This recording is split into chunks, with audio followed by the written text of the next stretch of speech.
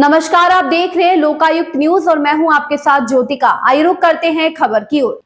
Meerut news. Property विवाद में तनावग्रस्त प्रॉपर्टी डीलर ने की आत्महत्या। सुसाइड से पहले वायरल किया वीडियो। उत्तर प्रदेश के मेरठ के भावनपुर थाना क्षेत्र के अब्दुल्लापुर गांव में प्रॉपर्टी डीलर आसिम अब्बासी ने खुद को गोली मारकर आत्महत्या कर ली। आत्महत्या से पहले उन्होंने एक वीडियो वायरल किया जिसमें अपने भाइयों, उनके ससुराल वालों और पुलिस पर गंभीर आरोप लगाए। यह वीडियो सोशल मीडिया पर तेजी से वायरल हो रहा है। आसिम और उनके भाइयों आमिर व समद के बीच 150 गज के मकान को लेकर लंबे समय से विवाद चल रहा था। 4 दिन पहले विवाद ने हिंसक रूप ले लिया, जिसमें आरोप लगाया गया कि आसिम ने अपने भाइयों पर गोली चलाई।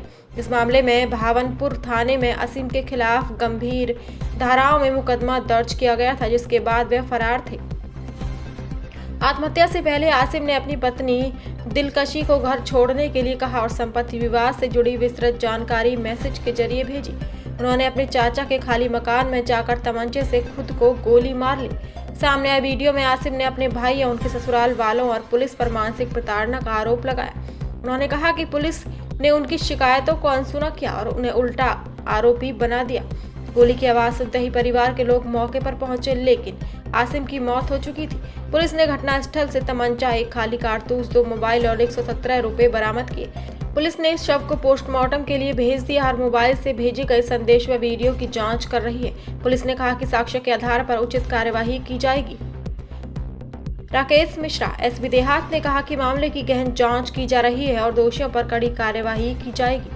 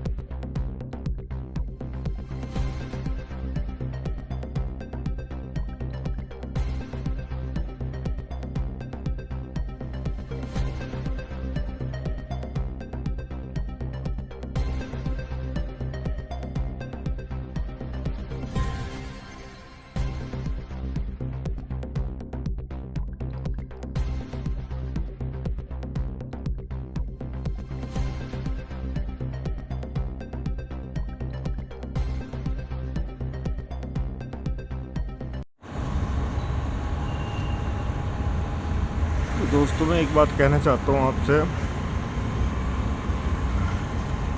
मैं पिछले 6 महीने से बहुत ज़्यादा परेशान हूँ।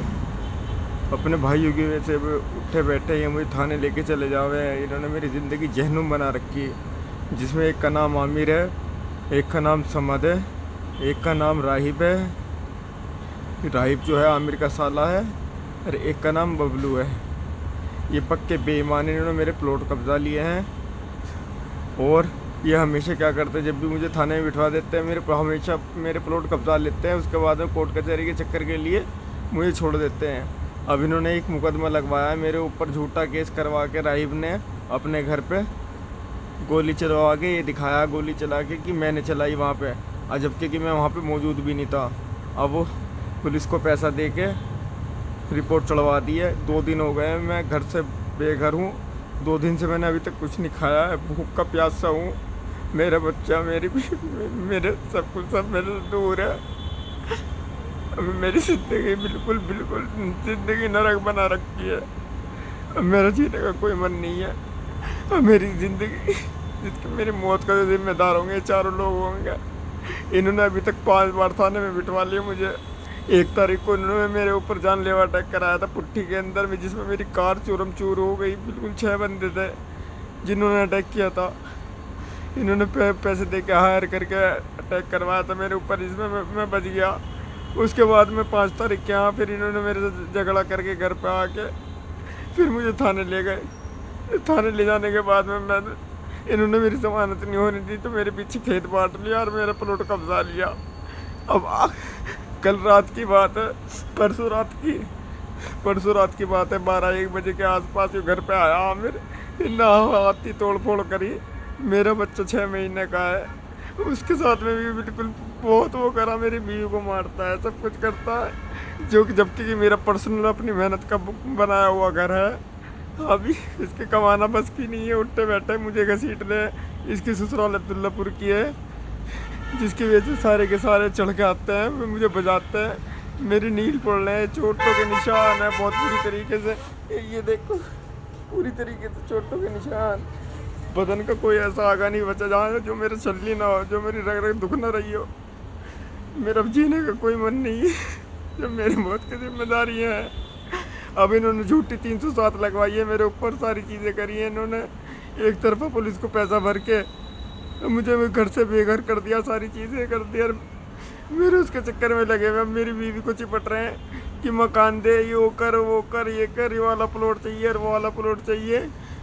मेरे टॉर्चर कर रखा हुआ है पूरी तरीके से, मेरे दिमागी हर चीज़ तरीके से। मेरी कार भी पूरी तरीके से तोड़ दी, मेरी बाइक भी तोड़ दी, मेरे पास कुछ नहीं छोड़ा किसी भी चीज़ का। मेरे प्लॉट कब्जा लिए, पुलिस ने इनका साथ दिया हमेशा।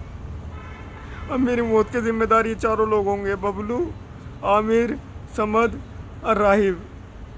बस मैं यही कहना चाह रहा था, दिलकश मेरे बात, तुम अपने जैसे भी अपने लिए अच्छा वो कर लेना, अपनी ज़िंदगी अच्छी कर लेना। तुम मेरे चक्कर में मत पड़ना, मेरे लिए लाइफ बर्बाद मत करना। आदिल का ख्याल रखना हमेशा हमेशा के लिए। देखो पैसे रखे मेरे लॉकर के अंदर, मेरे 3 लाख रुपए राहिब के पास हैं, ठीक है। 2 लाख रुपए तो मेरे ट्रांजैक्शन हुए हैं, इसमें चेक कर लेना फ़ोन पे 1 लाख रुपए कैश में गए हुए राहिब पे, 3 लाख रुपए तो राहिब पे मेरे नकद है। एक प्लॉट के अंदर जो अच्छू के नाम है उसमें मेरे 2 हिस्से हैं, ठीक है। अच्छू और भाई हसन अफरोज़ के नाम प्लॉट है वो, उसमें मेरे 2 हिस्से हैं, वो मेरा प्लॉट है।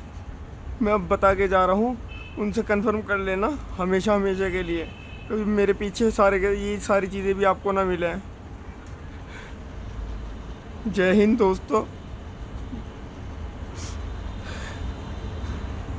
दिनांक 15 मई की रात में थाना क्षेत्र भावनपुर में कोट अब्दुल्लापुर गांव निवासी आसिम नामक व्यक्ति द्वारा खुद को गोली मारकर आत्महत्या किए जाने की सूचना प्राप्त हुई थी।